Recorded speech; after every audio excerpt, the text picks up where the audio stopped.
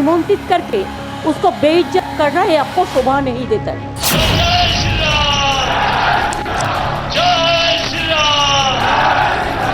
मेरा हिंदू धर्म का आदमी हूँ ना, मैं इसलिए बोला था जब मेरा हिंदू धर्म का आदमी जो शुभेच्छा जनाता है ना, जोड़ात से जय श्री राम बोलता है। नमस्कार, मैं हूं राहुल सिन्हा। भगवान श्री राम के नाम को लेकर बंगाल में सियासत तेज है। श्री राम का नाम सुनकर ममता बनर्जी अचानक नाराज हो जाती हैं।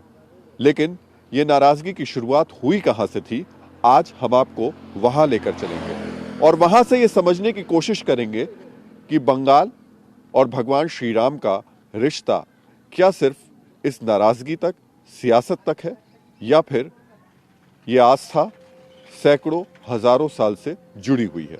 तो सबसे पहले आपको उस तस्वीर को दिखाते हैं जिस तस्वीर के जरिए जय श्री राम और ममता बनर्जी की नाराजगी पहली बार पूरे देश के सामने आई थी।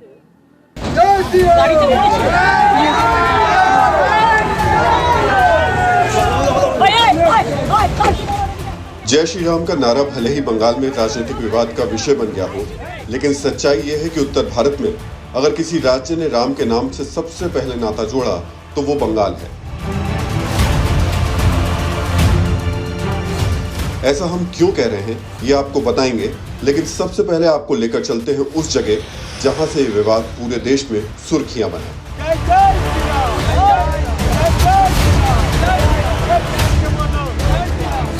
कोलकाता से लगभग 131 किलोमीटर दूर पश्चिमी मिदनापुर का राधा वल्लभपुर गांव। मई 2019 में लोकसभा चुनाव प्रचार के दौरान ममता बनर्जी अपने काफिले के साथ इसी सड़क से गुजर रही थी कि तभी यहां रहने वाले सिया राम ने अपने कुछ दोस्तों के साथ मिलकर जय श्री राम का नारा लगाना शुरू कर दिया। जय जय श्री राम, जय जय श्री राम, जय श्री राम, प्यार से बोलो जय श्री राम।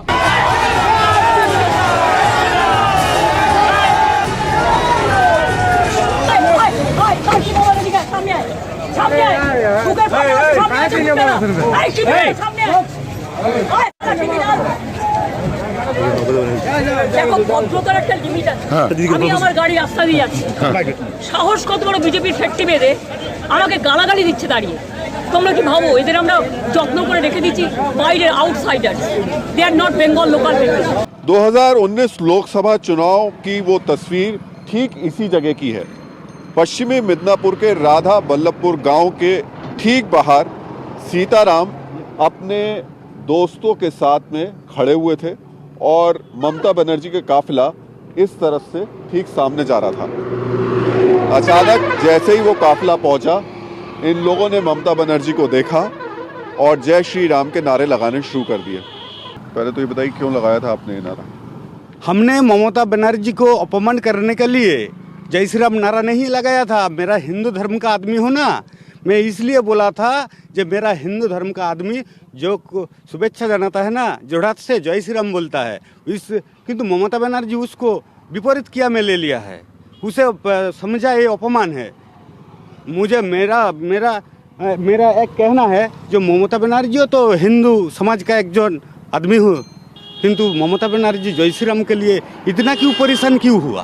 सच बताइए, आपको नहीं पता था कि दीदी नाराज हो जाएंगी सुनकर? ना, मुझे नहीं पता था दीदी नाराज हो जाएगा। किस लिए नाराज हुआ था उसको मालूम है, मुझे क्या मालूम है? मेरा तो हिंदू समाज का आदमी हूँ, मैं जय श्री राम बोलूँगा। आपको आइडिया है आपका वो वीडियो कहाँ वायरल हो गया था? हो गया था। मेरा तो देश हिंदुस्तान है ना, मेरा हिंदुस्तान में ही वायरल होगा।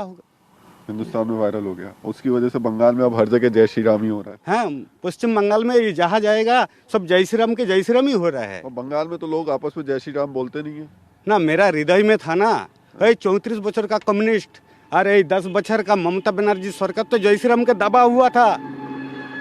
इसलिए हमारा हिंदू जागृत हो गया हूँ। ये भारतीय जनता पार्टी है ना, वो जय श्री राम का नारा लेके आया हमारा हिंदू समाज को बचाने के लिए।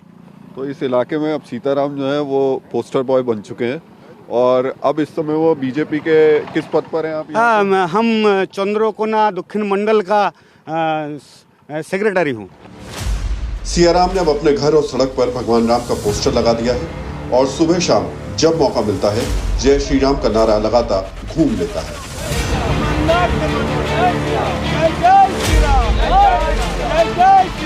प्यार से बोलो लेकिन सियाराम ने लोकसभा चुनाव में जो किया वो घटना बंगाल की सियासत में टर्निंग पॉइंट साबित हुई।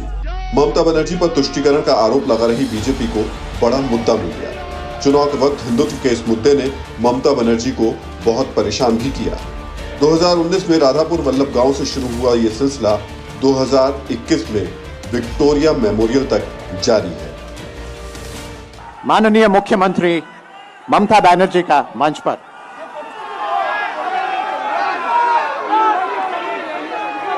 मेरे को तो लगता है कि गवर्नमेंट का प्रोग्राम का कोई डिग्निटी होना चाहिए। एक गवर्नमेंट का प्रोग्राम है, कोई पॉलिटिकल पार्टी का प्रोग्राम नहीं है। ऑल पॉलिटिकल पार्टी का और गवर्नमेंट पब्लिक का प्रोग्राम है। मैं तो आभारी हूँ प्रधानमंत्री जी का, कल्चरल मिनिस्ट्री का, कि आप लोगों ने कोलकाता में प्रोग्राम बनाया, लेकिन किसी को आमंत्रण करके, निमंत्रित करके उसको बेइज्जत करना ये आपको शोभा नहीं देता है। बीजेपी को पता है कि जय श्री राम पर ममता का रिएक्शन हिंदुत्व के मुद्दे को और मजबूत करेगा। ममता को भी पता है कि उनके रिएक्शन को बंगाल का 30% मुस्लिम वोटर किस तरह से लेगा। बंगाल की सियासत में जय श्री राम के मास्क बांटे जा रहे हैं और उन्हें बांटने वाले बीजेपी और संघ के कार्यकर्ता पुलिस हिरासत में लिए जा रहे हैं। হিন্দু বিরোধী যে সরকার চলছে তার অবস্থা বুঝে নিন। বাংলার মানুষকে অনুরোধ করব 2021-এ তৃণমূল সরকারকে জবাব দিন। वैसे बंगाल में भगवान राम के नाम पर सियासत की शुरुआत 2017 में हो चुकी थी, ये बताएंगे। लेकिन उससे पहले आपको बता दें कि कैसे भारत में अगर किसी राज्य ने राम के नाम से सबसे पहले नाता जोड़ा तो वो बंगाल है। वाल्मीकि रामायण से प्रभावित होकर बंगाल के जिस कृतिवास ओझा ने कृतिवास रामायण की रचना की, उनका जन्म 1433 ईस्वी में बंगाल के नदिया जिले में हुआ था। तुलसीदास का जन्मकाल इसके ठीक 100 साल बाद 1532 ईस्वी को माना जाता है। कृतिवास ओझा ने 1467 से 1472 के बीच कृतिवास रामायण की रचना की थी। कृतिवास ओझा ने रामायण को बांग्ला में लिखा, जिसका उन्हें विरोध भी झेलना पड़ा, क्योंकि उस समय संस्कृत में लिखने वाले विद्वानों का दबदबा था। लेकिन इस कृति से कृतिवास ने बंगाल की जनता का मन जीत लिया। यही वजह है कि बांग्ला में कृतिवास को वही सम्मान हासिल है जो संस्कृत में कालिदास या हिंदी और अवधी में तुलसीदास को मिला हुआ है। और इसी इतिहास के साथ हमें बंगाल में ये सैकड़ों साल पुराना राम मंदिर मिल गया।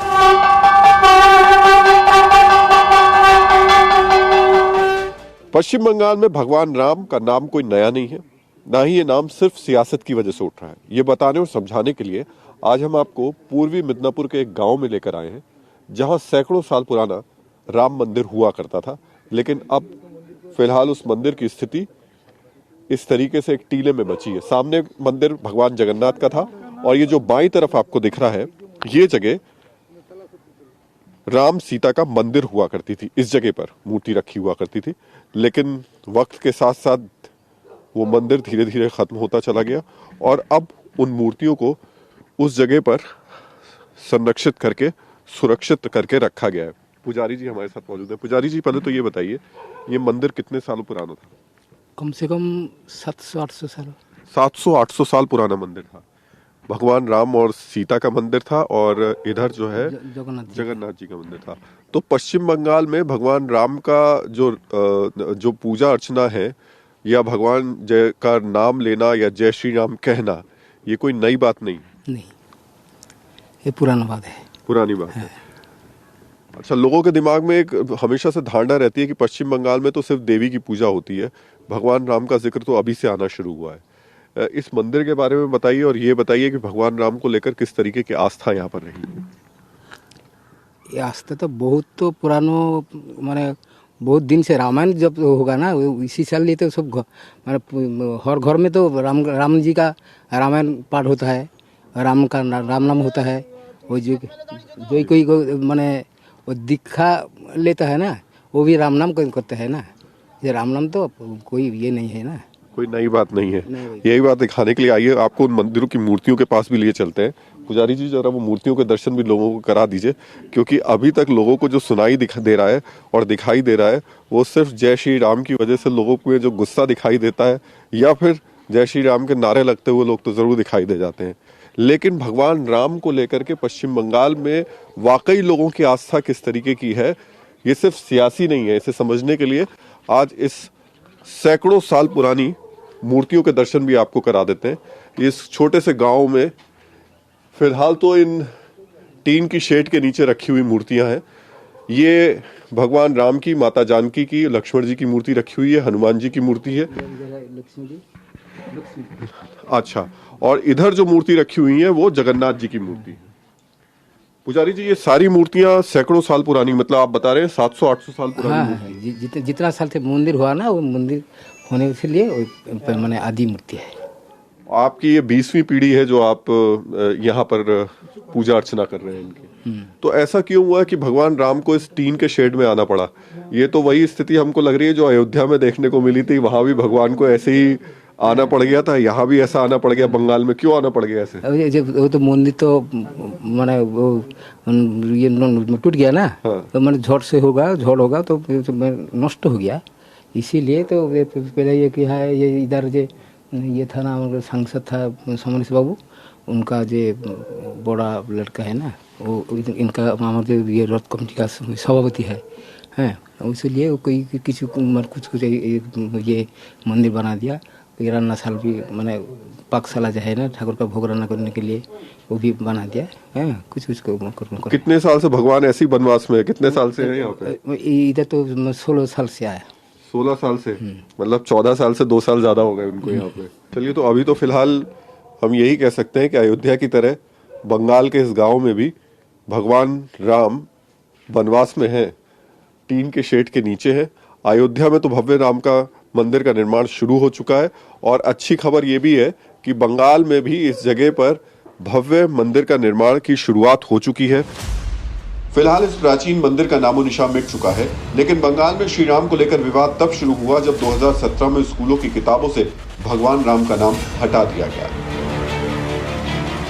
राम का नाम किताबों से तो गया, लेकिन बंगाल की सड़कों पर बन रहे मंदिरों में दिखने लगा। पिछले कुछ वक्त में बंगाल के कई इलाकों में बजरंग बली के मंदिर काफी तेजी से बने हैं, और जहां बजरंग बली होंगे वहां तो जय श्री राम का उद्घोष होगा ही। जय श्री राम, जय श्री राम, जय श्री राम, जय जय श्री राम, जय श्री राम। पूर्वी मिदनापुर में हमें ऐसा एक मंदिर मिला जिसका निर्माण बीजेपी के स्थानीय नेता करा रहे थे। तो बंगाल की सड़कों पर जब आप निकलेंगे तब देखेंगे कि पिछले कुछ दिनों से हर जगह आपको जय श्री राम के न सिर्फ नारे दिखाई देंगे, बल्कि अब जगह जगह हनुमान जी के मंदिर भी बनते हुए दिखाई देंगे।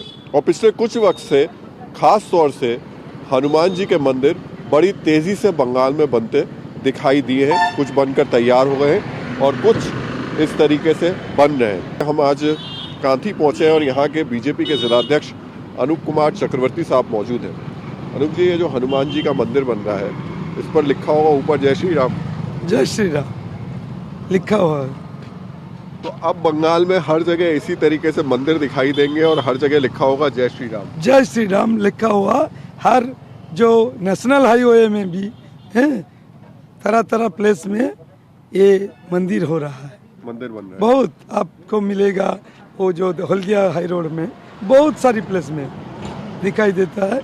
नया मंदिर तैयार हो रहा है और हो चुका भी है। हो चुका, पर ये अचानक शुरुआत हुई है, ये पहले से चल रहा था? लेकिन राम हमारा मन में है, हमारा संस्कृति में है। बंगाल में घूमते हुए हमें भगवान राम के कई भव्य मंदिर मिले। बंगाल में जो लोग राम को सिर्फ सियासत से जोड़कर देख रहे हैं, शायद उनके लिए ही कबीरदास ने कहा था, बाहिर भीतर राम है, नैनन का अभिराम, जित देखूं तित राम है, राम बिना नहीं थाम। बंगाल में जब आप भगवान राम को खोजने निकलते हैं, ढूंढने निकलते हैं, तो यकीन मानिए एक से एक इतने प्राचीन मंदिर देखने को मिल रहे हैं कि जब हम लोग वहाँ बैठे हैं दिल्ली में, तो यकीन होना थोड़ा मुश्किल हो जाता है। क्योंकि जब बंगाल को आप धर्म से जोड़कर देखते हैं तो सिर्फ काली माँ, दुर्गा माँ, इनके सारे त्योहार और इनके बारे में तो हर कोई जानता है, लेकिन भगवान राम से बंगाल के लोगों का क्या जुड़ाव है, अब का नहीं, खैर भगवान से तो हजारों साल से लोगों का जुड़ाव है, लेकिन बंगाल के लोगों का जुड़ाव किस तरीके का है वो इन प्राचीन मंदिरों के जरिए देखने को मिलता है। अब ये एक गांव है जहां हम पहुंचे हैं, वहां पर ये भी सैकड़ों साल पुराना मंदिर है। इस मंदिर के बारे में हमें थोड़ा सा आप बता पाएंगे क्या? একটু বলো আমাকে হিস্ট্রি। আচ্ছা বলছি, মন্দির ধরো আমাদের প্রায় 200 বছর करीब 200 साल पहले का है ये मंदिर। 200 साल पहले। हाँ, 200 साल पुराना है। अच्छा, और ये भगवान राम, माता जानकी और लक्ष्मण जी, हाँ, पूरा राम की फैमिली है, साथ में राम लक्ष्मण सीता भरत शत्रुघ्न जी, हनुमान जी, हनुमान जी भी, हाँ, हनुमान जी और जगन्नाथ जी भी है। अच्छा, अब हम लोग थोड़ा सा ये है, क्योंकि अभी तक बंगाल को जब हम लोग देखते हैं तो लगता है कि बंगाल तो सिर्फ दुर्गा देवी या काली देवी की पूजा ज्यादा होती है, भगवान राम की पूजा होती नहीं। नहीं, पूजा होता है। हाँ। ये गलत बात है, बट यहाँ पे भी राम की ज्यादा ही होता है। राम की पूजा। हाँ जी, हाँ जी। तो फिर ऐसा क्यों है कि जय श्री राम सुन करके नाराज हो जाते हैं लोग? वो तो किसी किसी का अलग ये होता है, बट ऐसा कुछ नहीं है जो जय श्री राम मतलब कोई पॉलिटिकल ये हो जाता है, ऐसा नहीं है। जो जैसे लेते हैं। 200 বছরের আগে তখন তো কোনো জয় শ্রীরামও ছিল না, এও ছিল না, কোনো ঝামেলাই ছিল না, बस এখন এসছে সেটা। ये पॉलिटिकल इशू है और कुछ नहीं है।